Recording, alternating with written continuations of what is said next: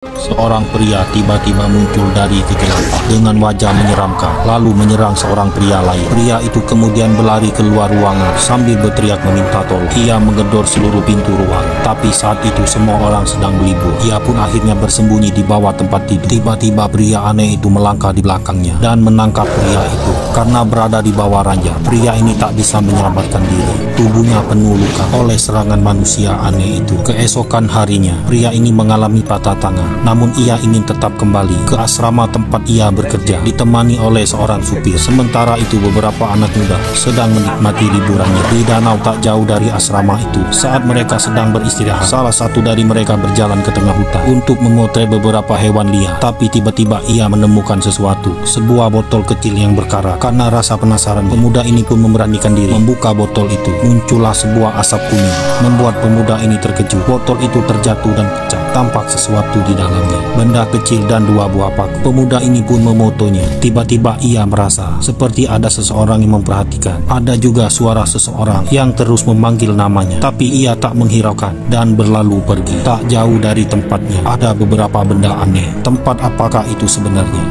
Sebelumnya diceritakan, seorang pemuda menemukan sebuah botol. Ia membuka botol itu. Botol itu berisi darah dan sebuah benda yang dipaku. Pemuda ini memfoto benda-benda itu. Lalu pemuda ini merasa ada seseorang yang terus memanggilnya. Namun ia hanya sendiri. Sementara itu pagar asrama dikunci oleh petugas. Rombongan pemuda ini baru saja tiba. Mereka pun tak bisa masuk ke dalam asrama. Kelima pemuda ini kemudian berpamitan dengan kedua teman wanitanya yang merupakan orang luar. Mereka membobol pagar asrama itu dan masuk perlahan-lahan ke dalamnya. Tapi saat melewati sebuah ruangan, suara itu muncul lagi, memanggil pemuda ini. Ia pun penasaran dan berusaha untuk memeriksa dalam ruangan itu. Namun tak ada siapapun di dalamnya. Ia lantas memutuskan untuk pergi. Sementara suara itu terus memanggilnya. Saat kelima pemuda ini masuk ke dalam kamar, mereka terkejut karena pengurus asrama itu sudah ada di hadapannya. Mereka berlima pun dihukum untuk membersihkan kamar mandi. Malam itu juga, petir menyambar sebuah tiang listrik hingga membuat lampu di asrama padam. Suasana seketika gelap gulita. Lalu seorang pemuda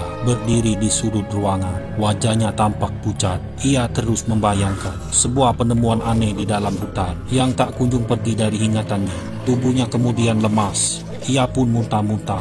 Teman-temannya segera menghampiri dan membawa pemuda itu untuk beristirahat di kamarnya. Tapi tiba-tiba pemuda itu mengamuk. Sebelumnya seorang pemuda berdiri di sudut ruangan dengan wajah yang pucat. Ia terus mengingat sebuah botol yang ditemukan di tengah hutan. Teman-temannya kemudian datang dan membawa pemuda itu ke kamarnya. Tapi tiba-tiba pemuda itu mengamuk. Ia seperti kerasukan hingga membuat teman-temannya kewalahan. Salah satu temannya meminta bantuan kepada pengurus asrama. Sementara pemuda ini terus mengamuk dan mengeluarkan cairan yang menjijikkan dari mulutnya sampai akhirnya ia pingsan. Saat temannya memeriksa, tiba-tiba pemuda ini tersadar, tapi dengan wajah yang mengerikan dan langsung menyerang teman-temannya. Pemuda ini kerasukan. Saat hendak kembali menyerang, pengurus asrama datang. Pemuda itu pun berlari. Mereka lalu dibawa ke tempat yang aman karena kondisi listrik yang padam. Mereka tak bisa meminta bantuan. Hingga akhirnya pengurus asrama ini bersama seorang pemuda pergi mencari jaringan. Di sisi lain, pemuda yang kerasukan itu menyerang pelajar lainnya, lalu memakan anggota tubuhnya dengan menggunakan sebuah kekuatan. Ia menghidupkan kembali temannya yang sudah meninggal itu. Suara mereka didengar oleh kedua orang ini. Mereka pun kemudian memutuskan untuk berpisah. Kemudian seorang sipir penjaga asrama melihat seorang pelajar berkeliaran di tengah malam. Ia pun pergi untuk mengeceknya. Seorang pelajar berlarian. Penjaga asrama ini melihatnya. Penjaga ini pergi memeriksa. Di sisi lain, Ustadz ini menemukan beberapa pelajar tewas bersimbah darah di tempat tidur mereka. Ternyata di bawah ranjang, sosok pemuda itu sedang memakan pelajar. Tiba-tiba semua mayat itu bangkit. Sosok pemuda ini melihat kehadiran Ustadz itu dan langsung mengejarnya. Ustadz ini pun berlari lalu bersembunyi di sebuah ruangan. Saat merasa aman, ia pun keluar. Tapi tiba-tiba sosok zombie lain menyerangnya. Mereka pun berkelahi. Ustadz ini mengarahkan cahaya ke wajah zombie, membuatnya silau dan kesakitan. Lalu zombie itu pun pergi. Sementara sipir ini masih terus memeriksa asrama. Ia belum mengetahui apa yang sudah terjadi. Saat sedang berkeliling asrama, tiba-tiba ia melihat seorang pemuda berdiri di dekat ruangan. Sipir ini mendekatinya dan bertanya mengapa belum tidur di tengah malam. Namun pemuda itu diam saja. Saat sipir ini mengepuk pundaknya, pemuda ini menyerangnya. Suara teriakan itu didengar oleh pria ini. Lalu tiba-tiba ia merasa takut dan mempercepat untuk mencari jaringan ponsel. Ia menghubungi teman wanitanya. Lalu kemudian sosok zombie menyerangnya dari belakang. Mereka pun berkelahi. Zombie itu menggigit tangannya dengan menggunakan senjata di sekitarnya. Ia menusuk zombie itu hingga zombie itu terkapar. Ternyata zombie itu adalah temannya yang bernama Wari. Pemuda ini tiba-tiba diserang zombie. Mereka lalu berkelahi. Pemuda itu mengambil sebuah gunting di sebelahnya, lalu menusuk zombie itu. Ternyata zombie itu adalah temannya sendiri. Saat ia memeriksa zombie itu sudah tidak bernyawa. Pemuda ini lalu pergi meninggalkan temannya itu. Tiba-tiba mayat ini hidup lagi. Ia bangkit dan kembali menjadi zombie. Di sisi lain, Ustadz ini sedang melihat para zombie-zombie itu. Mereka berkumpul di sebuah tempat. Salah satu dari mereka membacakan mantra-mantra. Tampak zombie lainnya seperti kesakitan. Tak lama kemudian, semua zombie-zombie itu seperti mendapatkan kekuatan. Ustadz ini belum memahami apa yang sebenarnya sudah terjadi. Sementara seorang pelajar yang usai berkelahi dengan zombie ini masuk ke dalam ruang isolasi. Sementara mereka berempat pun selamat. Ustadz ini kemudian mencari jalan untuk bisa pergi dari sana. Tiba-tiba ada yang memanggil. Ternyata ini adalah Pak Sipir yang bersembunyi. Ia lalu menceritakan kepada Ustadz diserang oleh zombie, namun ia berhasil selamat. Sipir ini sangatlah ketakutan. Wari adalah salah satu zombie yang pertama terinfeksi. Ia menulis sebuah pesan di dinding asrama dengan tulisan yang sama dengan tulisan di pohon. Saat ia menemukan botol aneh itu, pesan apa yang ia sampaikan? Sebelumnya, sesosok zombie ini sedang menyampaikan sebuah pesan yang mirip dengan tulisan di dalam hutan. Saat pertama kali menemukan botol aneh, ia menulis dengan menggunakan darahnya sendiri. Di luar asrama, dua orang wanita datang, namun mereka tak bisa masuk sebab pagarnya terkunci. Pemuda ini bersama temannya mencoba untuk keluar ruangan. Di dekat mereka, sesosok zombie berkeliaran. Mereka bersembunyi di sebuah pos sipir. Mereka mencari kunci agar bisa membuka pagar. Tapi tiba-tiba, pemuda ini mendapatkan penglihatan yang mengerikan. Sepertinya ia terinfeksi karena tangannya tergigit zombie. Kemudian sesosok zombie melihat mereka. Mereka bergegas masuk ke dalam ruangan itu dan selamat dari zombie.